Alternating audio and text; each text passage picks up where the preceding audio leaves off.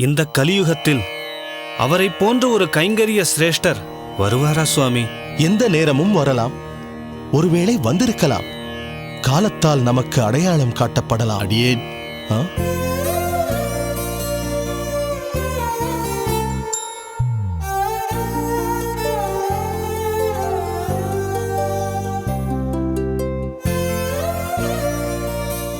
உள்ளே வா திருமலை நம்பி.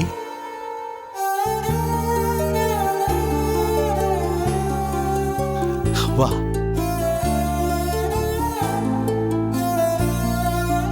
பகவத் கிருபா கடாட்சம் சித்திரஸ்து.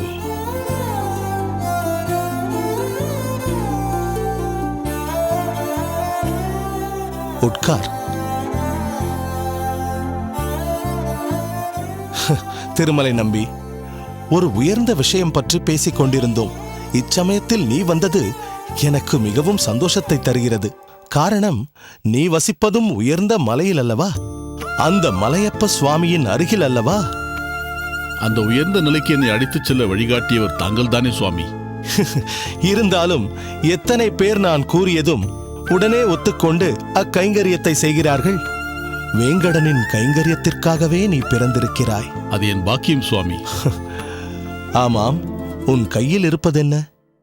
சுவாமி, அடியேனின் மருமான் ராமானுஜரின் ஜாதக குறிப்பேடு இது.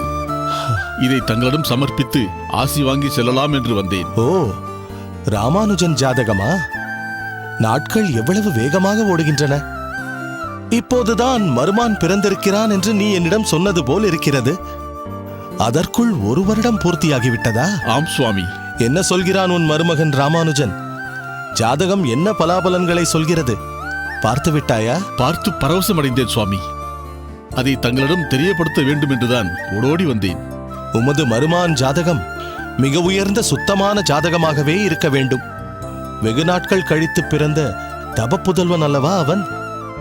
எங்கே நீ பார்த்தவரை என்னென்ன பலாபலன்களை கண்டாய்? அதை பற்றி சொல். சுவாமி, ஆருத்ரா நட்சத்திரத்தில் கடகலக்கணத்தில் பிறந்திருக்கிறான். சந்திரனும் பிரகஸ்பதியான குருவும் ஒன்றாய் மிதுனத்தில் கூடி குருமங்கள யோகம் கொடுத்திருக்கிறது.